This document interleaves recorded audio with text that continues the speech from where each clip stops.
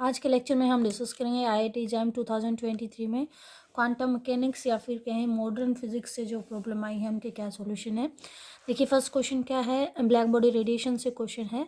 The spectral energy density u lambda is versus wavelength curve of a black body shown a peak at lambda max if the temperature of the black body is double. तो उनमें इनमें से बताना है कि कौन से option correct होंगे। एक तो उन्होंने पूछा है कि लैम्डा मैक्स किस तरफ शिफ्ट होगा, वो हाफ हो जाएगा या डबल हो जाएगा। एक पूछा है कि एरिया अंडर द कर्व कैसे जो है चेंज होगा, वो 16 टाइम हो जाएगा या 8 टाइम हो जाएगा। तो देखिए यहाँ पे जब हम ब्लैक बॉडी रेडिएशन पढ़ते हैं तो जो कर्व हमारे पास आती है लैम्डा वर्सेस डेंसिटी का, अगर आप कर्व ड्रॉ करें तो कर्व इस तरीके की आती है और कहीं पे किसी इसको पीक जहाँ मिलती है उसको लैम्डा मैक्स कहते हैं।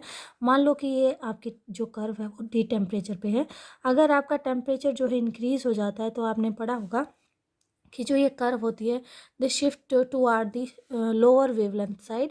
और ये किसके अकॉर्डिंग पड़ा है, मान लो ये T1 temperature to T2 temperature is greater than T1, तो according to the Wien's displacement law जो कर्व है जो ये आपकी लैम्डा मैक्स है, this lambda max into T का जो प्रोडक्ट होता है वो ऑलवेज कांस्टेंट रहता है according to the Wien's displacement La.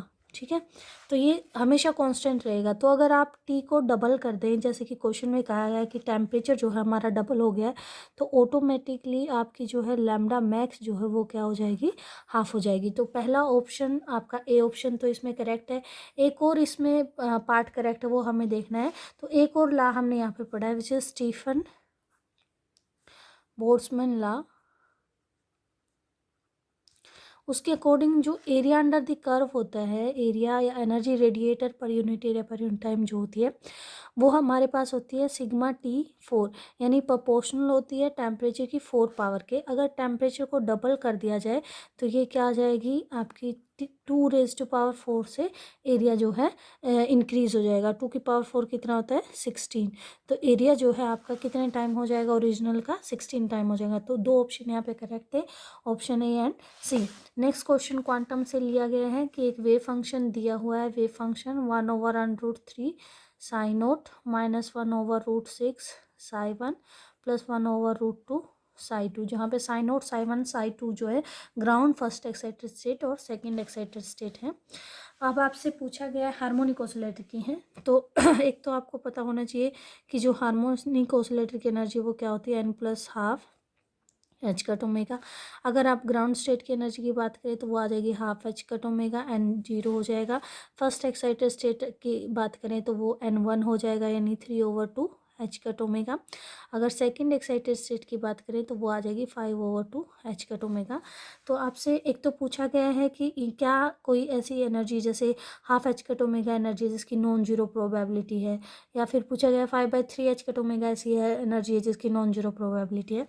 Probability इसके कोफिशिएंट का स्क्वायर होती है, यानी कि अगर आपसे पूछा जाए एनर्जी जो है हाफ एच कट ओमेगा के इसके कोरस्पॉन्डिंग ग्राउंड स्टेट के कोरस्पॉन्डिंग, तो प्रोबेबिलिटी थी कितनी होगी उसकी 1/√3 का स्क्वायर। ठीक है, तो वो प्रोबेबिलिटी हो जाएगी 1/3 जो कि नॉन जीरो, यानी कि पहला जो ऑप्शन है वो तो हमारा करेक्ट ही है। अब इनमें से किसी भी स्टेट की एनर्जी 5/3 नहीं है, क्या है 5/2 तो है, 5/3 नहीं है, तो सेकंड ऑप्शन हमारा रॉन्ग हो जाएगा। फिर उसने पूछा एक्सपेक्टेशन वैल्यू ऑफ एनर्जी क्या होगी।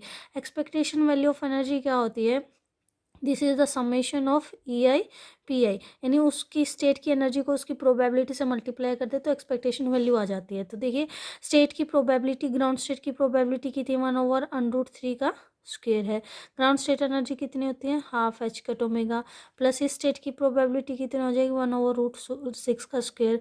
इसकी एनर्जी कितनी होती है 3/2 H cut omega, plus next की प्रोबेबिलिटी 1/√2 का स्क्वायर। एनर्जी कितनी हो जाएगी 5/2 एच कट ओमेगा। इसको सोल्व करके लिख देंगे कितना, हाफ एच कट ओमेगा को तो कॉमन ले लेंगे हर जगह से, यहाँ बच जाएगा 1/3 प्लस 1/6 इंटू 3 प्लस 1/2 इंटू 5, ये टर्म बच जाएगी। इसको सोल्व कर लीजिए, क्या आ जाएगी half h cut omega into में क्या आ जाएगा 1/3 प्लस 1/2 प्लस 5/2। ठीक है, 1/2 एच कट ओमेगा, यहाँ 6 एलसीएम ले लिया तो यह आ जाएगा 2 + 3 + 15, इसको सोल्व कर लीजिए, कितना आ जाएगा 20/6 H cut omega which is 20/6 H cut omega, ये वैल्यू हमारी आ जाएगी।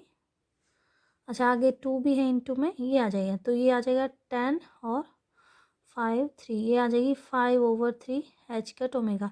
तो एक्सपेक्टेशन वैल्यू हमारी एनर्जी की कितनी हो रही है 5/3। ऑप्शन सी भी यहाँ पे क्या हो जाएगा, करेक्ट हो जाएगा।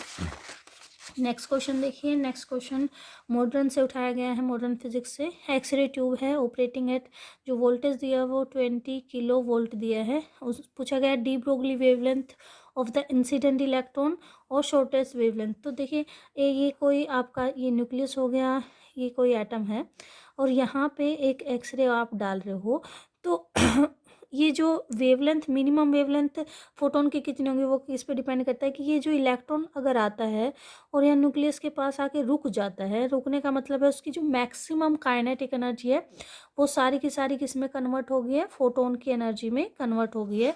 और मैक्सिमम काइनेटिक एनर्जी जो यहाँ पे होगी वी मैक्स, वो किसके इक्वल होगी, ई इंटू अप्लाइड वोल्टेज के इक्वल होगी, और वो किस में कन्वर्ट होगी है, फोटोन की एनर्जी में कन्वर्ट हो गई है। तो ये फोटोन की एनर्जी जो होगी वो क्या होगी, मैक्सिमम होगी। अगर इसको वेवलेंथ की टर्म में लिखें तो यहाँ पे जो वेवलेंथ होगी hc/λ वो क्या हो जाएगी, मिनिमम। तो लैम्डा मिनिमम जो होगी फोटोन की वो कितनी आ जाएगी, hc/ev। ये तो हमारे पास आ गई फोटोन की, यानी कि जो एक्सरे वहाँ से निकल रही है। इलेक्ट्रॉन की कितनी होगी, हमें पता है कि जो लैम्डा होती है वो होती है h/मोमेंटम, या फिर कहें h/√2m E into v, potential की टर्म में लिखें। और यहाँ पे मास ऑफ इलेक्ट्रॉन हम यहाँ पे यूज़ करेंगे, तो लैम्डा E/λ मिनिमम आपसे पूछा है, क्या आ जाएगा h/√2m E into applied voltage over hc/ev। h से h कैंसिल हो जाएगा, ये आ गया 1/c, √ev बच जाएगा ऊपर, divided by 2 mass of electron. और ये रेशो हमें दिया हुआ है, ये आ जाएगी 1/3 इंटू 10⁸8। √E/m का रेशो हमें दिया हुआ है 1.76 10⁻11 हो जाएगा, ठीक है। और डिवाइडेड बाय 2, पोटेंशियल हमें 20 इंटू 10⁻दिया हुआ है 3, ठीक है, इतना किलो। तो ये इससे कैंसिल हो गया, 10 आ गया। This term become 17.6 into 10⁻7, 3 into 10⁸8। इसको सोल्व करते हैं तो 0.14 आंसर आता है अप टू 2 डेसिमल प्लेसेस, यानी ये आंसर आएगा 0.1398। और इसको राउंड ऑफ करके, क्योंकि आपसे पूछा गया 2 डेसिमल प्लेस थे, तो आपका आंसर कितना आ जाएगा 0.14। नेक्स्ट क्वेश्चन देखिए, next question square well potential से है कि ग्राउंड स्टेट एनर्जी आपकी है इनफाइनाइट पोटेंशियल वेल की, जिसकी विड्थ क्या है L1, यानी 2 पोटेंशियल इन्होंने यहाँ पे दिए हैं इनफाइनाइट पोटेंशियल वेल। एक की जो विड्थ दी है वो L1 दी है और दूसरे की जो विड्थ दी है वो दी है L2, ठीक है। अच्छा, यहाँ एनर्जी जो होती है इनफाइनाइट पोटेंशियल वेल की वो होती है n² π² h²/2m, और उसकी जो भी यहाँ पे विड्थ होगी उसका स्क्वायर, ठीक है। तो इस केस में अगर लिखें तो एनर्जी ऑफ n क्या आ जाएगी, n² π² h²/2m L1²। और अगर इस केस में लिखें तो एनर्जी ऑफ nth लेवल आ जाएगी n² π² h²/2m L2²। अब ये कहा गया है कि इस स्टेट में, यानी ये पहले वाले जो पोटेंशियल वेल है उसकी तो हमने ली है ग्राउंड स्टेट एनर्जी, और दूसरे वाले के लिए सेकंड एक्साइटेड स्टेट एनर्जी, और उनका रेशियो क्या है। तो देखिए n कहाँ से रन करता है, दोनों में 1 2 3 4 एंड सो ऑन। तो ये तो होगी हमारी ग्राउंड स्टेट के लिए, ये आ जाएगी फर्स्ट एक्साइटेड स्टेट के लिए n की वैल्यू, और ये आ जाएगी सेकंड एक्साइटेड स्टेट के लिए। तो इसमें तो कहा है ग्राउंड स्टेट, यानी कि ये तो यूज़ करनी E1, क्या आ जाएगी π² h²/2m L1²।